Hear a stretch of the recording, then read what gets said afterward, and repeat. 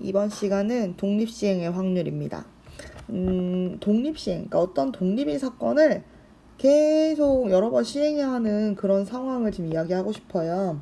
주사위나 동전을 여러 번 던지는 것과 같이 동일한 시행을 반복할 때 각 시행에서 일어나는 사건이 서로 독립인 경우에 그러한 시행을 독립시행이라고 한다. 가장 이제 흔하게 하는 게 주사위 던지기, 뭐 동전 던지기 이런 것들이 있는 거죠.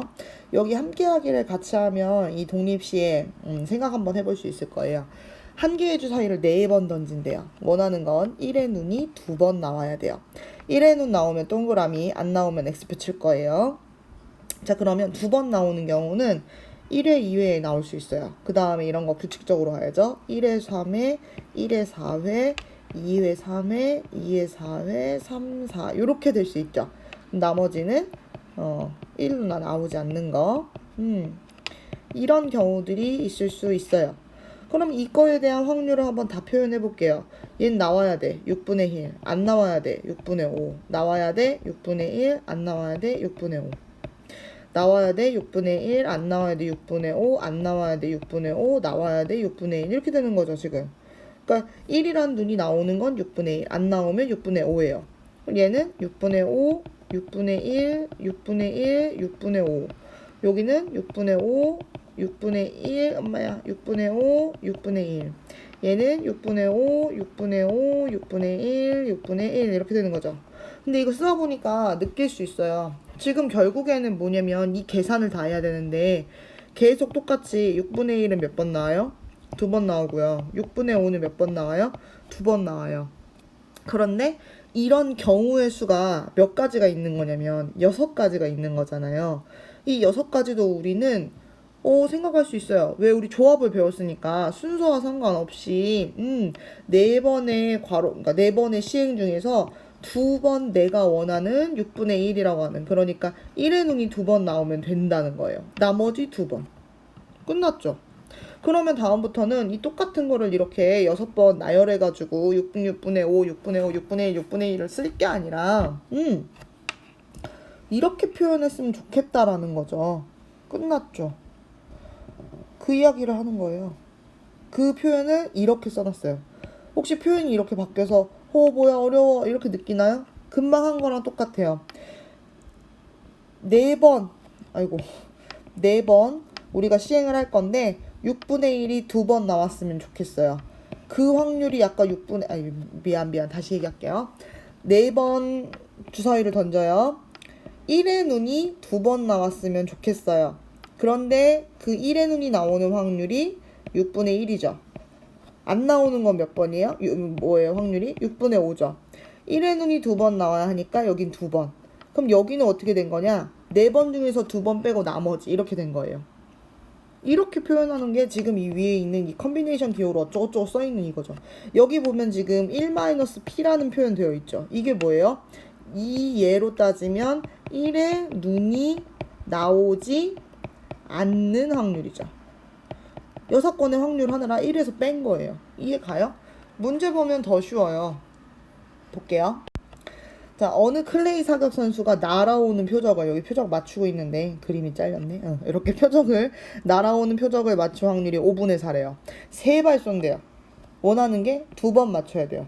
그럼 원래는 맞추고 놓쳤어, 맞추고 놓치고 맞췄어, 놓치고 맞추고 맞췄어, 이렇게 원래는 3가지를 세는 거죠, 경우를. 근데 우리는 그걸 뭐라고 해야 되냐면 3번 중에 표적 2번 맞추자 이렇게 가는 거예요. 표적을 맞출 확률이 5분의 4고 그게 2번.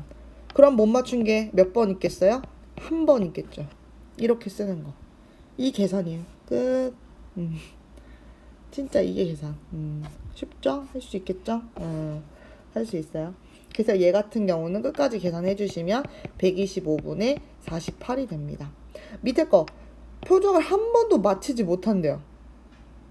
그럼 이거는 3번 중에 표적을 맞추는 걸 주인공으로 할 거면 빵번 맞은 거죠. 그럼 누가 빵번이에요? 5분의 4라고 하는 맞추는 게 빵번인 거고요. 5분의 1이라고 하는 못 맞춘 게 3번이나 있는 거예요. 이 사람은 상대적으로 이게 5분의 4였기 때문에 좀 잘 맞추는 사람이잖아요. 반절 이상 맞추니까. 그러니까 이렇게 못 맞추는 게 확률이 되게 낮아요. 계산해 보시면 125분의 1 나옵니다. 이렇게 할 수 있겠죠. 문제 2번도 마찬가지예요. 승률이 60%. 확률이란 말 대신 이렇게 준 거예요. 얘는 100번 중에 60번 이긴다는 얘기예요. 10번 중에 6번 이긴다는 얘기예요. 얘는 0.6이란 얘기예요. 이길 확률. 아니면 이거 어떻게 돼요? 5분의 3이라고 써도 되는 거죠. 약분해서.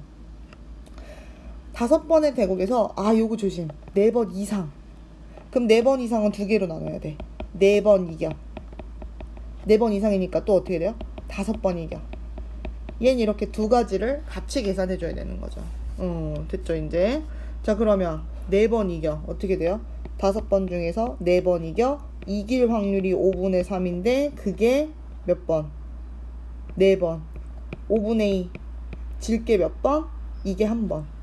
근데 이거 써놓고 보니까 이 5분의 3이라고 약분하는 게 더 손해인 것 같아요. 10분의 6이 더 편할 수도 있겠다. 그죠? 어쨌든 이 계산해 주십니다. 쭉 펼쳐가지고 약분 하면서 계산해 주시면 625분의 162 나와요.